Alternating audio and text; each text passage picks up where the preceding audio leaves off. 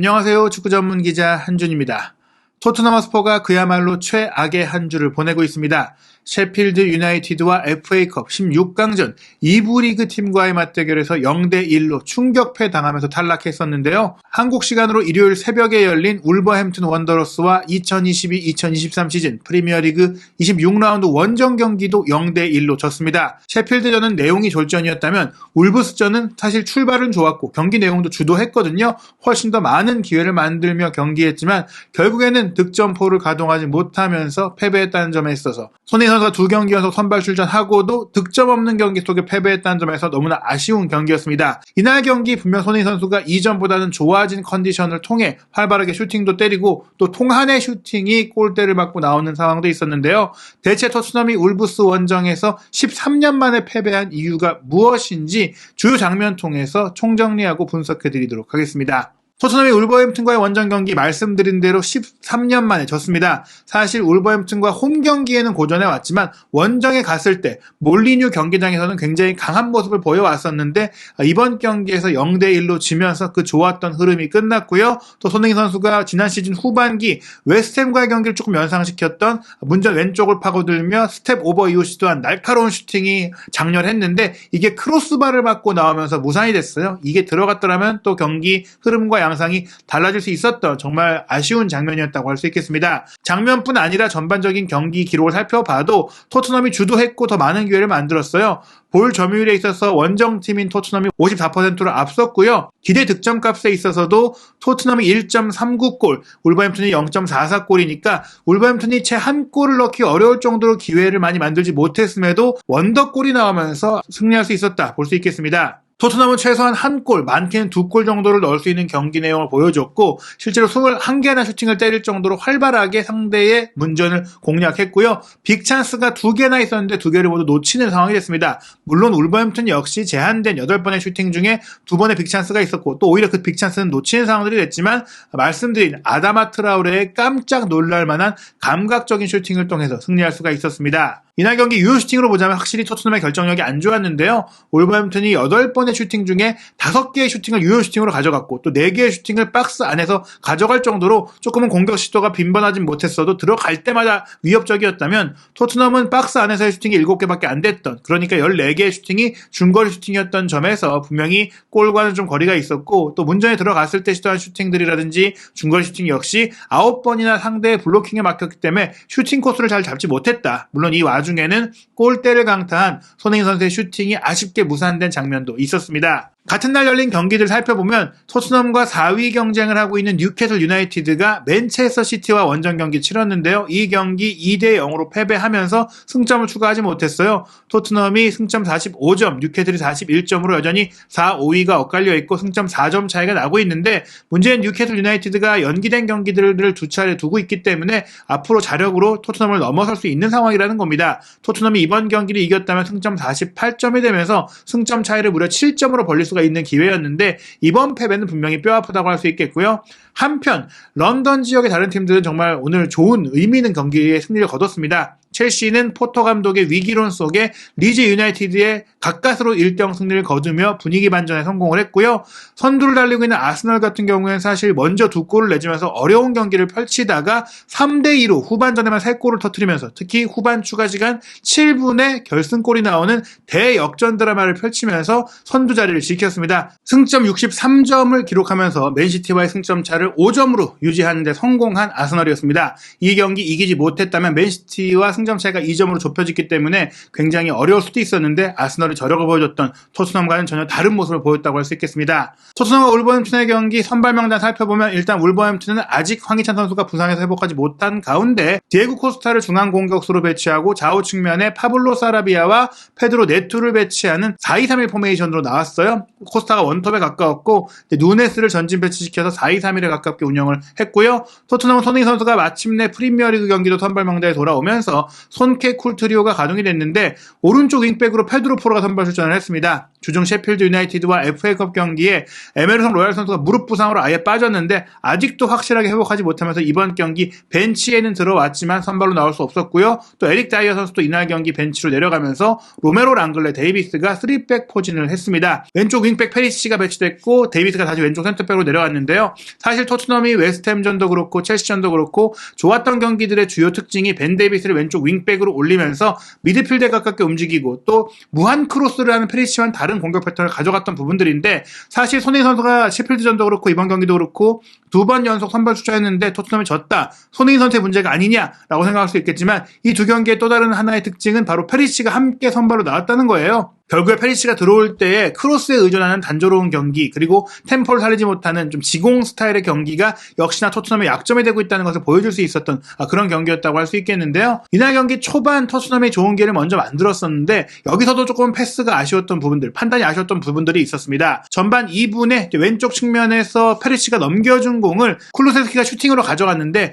최근 경기 그렇지만 쿨루세스키의 슈팅이 굉장히 부정확하고 안일하게 가운데로 쏠린 상황이 많이 나와요. 이 장면도 쿨루세스키가 슈팅을 하기보다는 본인의 왼쪽에 있던 손흥민 선수에게 밀어줬더라면 조금 더 확실하게 조금 더 슈팅이 좀 좋게 날아갈 수 있는 기회였는데 무리한 슈팅을 하다가 상대 수비에 잘렸고요. 흘러나온 공을 페드로 포로가 슈팅한 것도 황당하게 빗나갔거든요. 여기서도 슈팅보다는 앞쪽에 공간도 있고 마크맨이 없었던 손흥민 선수에게 패스를 했더라면 조금 더 좋은 기회가 될 수 있었다. 손흥민 선수에 대한 패스가 좀 아쉽다라고 볼 수 있겠습니다.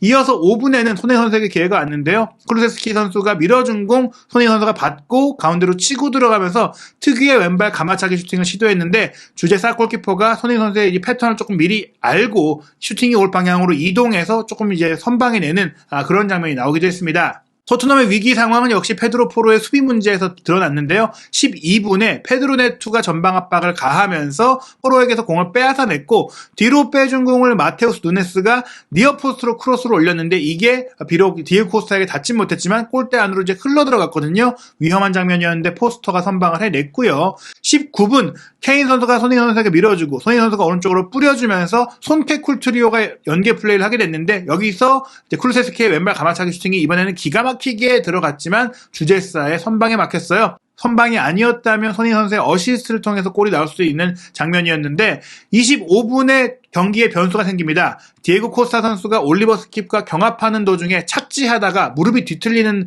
부상을 입게 됐고 의료진이 들어와서 체크해봤는데 뛸 수 없다라는 통보를 했거든요. 그러면서 멕시코 공격수 라울 히메네스가 급히 들어오게 됐습니다. 그런데 정작 라울 히메네스가 들어와서 또 좋은 경기력을 펼쳤기 때문에 울브스는 전화위복이 됐다고 할 수 있겠는데요. 그래도 전반전에는 토트넘이 더 많은 기회를 만들었어요. 40분 손흥민 선수가 후방에서 얻은 프리킥 날카롭게 크로스로 올렸고 페리시 선수가 다이빙 헤더로 연결한 것 주제사가 막았거든요. 사실 이 장면 페리시도 잘 건드리긴 했지만 가운데 침투하고 있던 케인 선수에게 헤더 패스를 내줬더라면 빠르게 이제 수비가 대응할 수 없게 골키퍼가 대응할 수 없게 케인이 논스톱 슈팅을 가져갈 수가 있었는데 판단이 아쉬운 장면이었다고 할 수 있겠습니다. 전반 종료 직전에도 토트넘이 기회를 만들었는데 케인 선수가 프리킥을 빠르게 처리하면서 손흥민 선수에게 패스를 했거든요. 손흥민 선수가 이 공을 받아서 수비 2명까지 제치고 슈팅을 했는데 주제사를 넘어서 좀 이 선방 범위를 넘기겠다는 의지로 공을 좀 들어찼는데 이게 골대까지 좀 허무하게 넘기는 상황이 됐어요. 만약 골이 됐다고 하더라도 이 장면이 조금 손흥민 선수의 옵사이드 위치가 좀 지적이 됐기 때문에 골이 되기 어려웠겠지만 손흥민 선수의 좀 마무리가 조금은 아쉬웠던 장면이었다고 할 수 있겠고요. 전반 추가 시간 4분에도 토트넘이 계속해서 좀 기회를 만들려고 했어요. 코스타의 부상도 있었고 킬먼의 이제 부상 문제도 있었기 때문에 추가 시간이 좀 많이 주어졌는데 이 장면 같은 경우에는 벤 데이비스가 전진 패스한 것을 손흥민 선수가 빠르게 돌려주면서 페리시치에게 완벽한 기회를 만들어줬거든요. 페리시치가 문전까지 치고 들어가다가 좋은 위치에서 프리킥을 얻었는데 이 프리킥을 페드로 포로가 오른발 직접 슈팅으로 연결한 게 하필이면 골대를 강타하고 나오면서 토트넘이 전반전을 앞선차 맞출 수 있었던 기회가 골대의 불운 때문에 무산이 됐습니다. 전반전 기록 살펴보면 확실하게 토트넘이 앞선 내용이었어요. 볼 점유율에서 일단 56%로 앞섰고 슈팅 숫자가 11대 0이었습니다. 울버햄튼은 단 하나의 슈팅도 기록하지 못했어요. 다만 토트넘이 11개의 슈팅을 시도했음에도 유효 슈팅이 3개밖에 없었던 부분들, 포로의 슈팅이 골대를 맞춘 부분들이 아쉬웠는데 전반전 이렇게 지배하고 압도했던 토트넘이지만 후반전의 양상은 바뀌게 됩니다. 줄렌 로페텍이 울버햄튼 감독이 후반전에 적극적으로 빠르게 선수 교체와 전술 변화를 가져가면서 양상이 바뀐 것이 것인데 미드필더 르미나와 왼쪽 측면 공격수로 나섰던 페드로 네투를 빼고 센터백인 네이선 콜린스와 오른쪽 윙어인 아다마 트라오레를 투입하게 되거든요. 콜린스가 들어가면서 3백으로 바뀌었고 아다마 트라오레가 이제 윙백이자 윙어로 뛰면서 폭을 넓히게 되는데 이 전략이 토트넘의 공격을 문전 지역에서 틀어막고 공간을 주지 않았고 그런 가운데 토트넘의 윙백 뒷공간을 아다마가 흔들기 시작하면서 경기의 흐름이 바뀌게 됩니다. 물론 그에 앞서 후반 시작 2분 만에 손흥민 선수에게 결정적인 기회가 왔어요. 호이비에르가 경합 도중에 공을 확보하고 케인에게 넘겨줬고 케인 선수가 손흥민 선수의 침투에 맞춰서 스루 패스를 보냈습니다. 조금은 타이밍이 늦지 않았나 싶었는데 손흥민 선수가 수비를 앞에 두고 스텝 오버로 제껴내면서 각이 조금 없었지만 왼발 슈팅을 날카롭게 시도한 게 하필이면 크로스바를 맞고 나왔습니다. 이 슈팅 자체가 부정확한 게 아니었어요. 수비가 몸을 던졌을 때 수비를 살짝 맞고 튀어오르면서 크로스바를 맞았기 때문에 아마 수비에게 맞지 않았다면 조금 더 좋은 각도로 골키퍼가 또 손쓸 수 없는 골문 상단으로 이어지는 그런 상태였거든요. 이 골대 강타가 너무나 아쉬웠는데 전반 막판 포로의 프리킥 슈팅에 이은 토트넘의 두 번째 골대 불운이었다고 할 수 있겠습니다. 그 이후에는 조금 이제 난타전의 양상이 벌어져요. 직후에 울버햄튼의 역공이 펼쳐지는데 포로의 뒷공간을 노린 스루 패스가 히메네스에게 연결이 됐고 히메네스가 욕심부리지 않고 반대편에서 태도하고 있던 세메도에게 크로스 패스를 연결했는데 이 패스를 세메도가 건드리지 못했어요. 사실 세메도가 건드리기만 했다면 완전히 통짜로 골대가 열려 있었기 때문에 토트넘이 실점할 수밖에 없었거든요. 거기다가 55분에도 오른쪽 측면이 완전히 열리면서 아다마 트라오레가 기가 막힌 크로스를 올렸고 라울 히메네스가 다이빙 헤더를 했는데 포스터 골키퍼가 선방하면서 실점 위기를 넘겼습니다. 토트넘도 반격했는데요. 59분 쿨루셉스키의 크로스 패스를 공격에 가담했던 랑글레가 헤더 슈팅으로 가져갔지만 주제사 골키퍼의 정면으로 가면서 무산이 됐고요. 60분에는 손흥민 선수가 이제 패스를 받아서 조금 먼 거리였지만 과감하게 중거리 슈팅을 왼발로 가마차기로 시도했는데 이게 골대 구석으로 향했거든요. 하지만 역시 주제사 골키퍼가 미리 움직이면서 선방을 했습니다. 64분에는 손흥민 선수가 울버햄튼의 공격 전개를 잘 차단하면서 역습이 연결했는데요. 스킵 선수가 기가 막힌 오른쪽 측면을 노린 스루 패스를 연결했고 이 패스를 쿨루셉스키가 밀어준 상황에서 포로가 슈팅을 했는데 이번에도 수비를 막고 굴절되면서 아슬아슬하게 골대를 넘겼어요. 토트넘의 공격이 조금 살아났던 과정에는 미드필드 라인에서 마테우스 누네스가 조금 이제 부진한 모습을 보였던 부분들이 있었는데 67분에 줄렌 로페테기 감독이 이 누네스 그리고 사라비아를 빼고 무티뉴와 마테우스 쿠냐를 투입하면서 또 한 번 경기력을 개선시킵니다. 무티뉴가 들어가면서 공 소유력과 패스 전개력이 좋아졌고 쿠냐가 들어가면서 조금 저돌적인 움직임을 통해서 토트넘의 후방을 좀 더 괴롭히기 시작했거든요. 또한 무티뉴가 들어오면서 네베스의 공격 자유도가 높아졌는데요. 69분 랑글레의 패스 미스를 차단한 네베스가 과감한 오른발 중거리 슈팅을 시도한 것을 포스터 골키퍼가 가까스로 선방했고 또 이어진 코너킥 공격 상황에서 뒤로 흐른 공을 네베스가 그대로 때린 슈팅도 아슬아슬하게 크로스바를 넘기면서 또한 토트넘의 골문을 위협했습니다. 계속해서 울버햄튼이 공격 기회 좋은 장면들을 만들어냈는데요. 무티뉴가 전진 패스를 해줬고 히메네스가 측면으로 뿌려주면서 쿠냐가 침투했을 때 토트넘 수비가 완전히 해제됐거든요. 로메로가 끝까지 따라가서 발을 뻗어줬기 때문에 쿠냐의 슈팅이 조금 빗맞으면서 옆구멍을 때렸는데 연달아서 이렇게 골키퍼로 들어온 무티뉴와 쿠냐의 활약으로 울브스가 공격 주도권을 가져가게 됩니다. 토트넘은 75분 손흥민 선수가 측면으로 뿌려주고 포로가 올려준 공을 케인이 터닝 슈팅을 가져가면서 반격했지만 울브스와 비교했을 때 이 플레이 연계의 밀도가 떨어졌는데요. 특히 후반전 들어서 쿨루셉스키의 플레이가 굉장히 둔화됐기 때문에 토트넘은 77분에 쿨루셉스키를 빼고 루카스 모우라를 투입했습니다. 그리고 80분 루카스 모우라가 기가 막힌 로빙 스루 패스를 케인에게 넘겨주면서 케인이 슈팅까지 가져갔지만 이제 수비의 6탄 방어에 막히면서 무산이 됐어요. 토트넘도 승리가 필요한 경기였기 때문에 81분에 포로를 빼고 로얄을 투입하게 되는데 조금 의아했어요. 공격력은 그래도 포로가 로얄보다 낫지 않느냐. 게다가 후반전 들어서는 포로의 경기력이 조금은 좋아지고 있었는데 그래도 경기 연계 플레이에 있어서 또 노련미에 있어서 로얄이 낫다고 생각하지 않았나 싶습니다. 그런데 이 교체 이후에 토트넘이 실점을 하게 됩니다.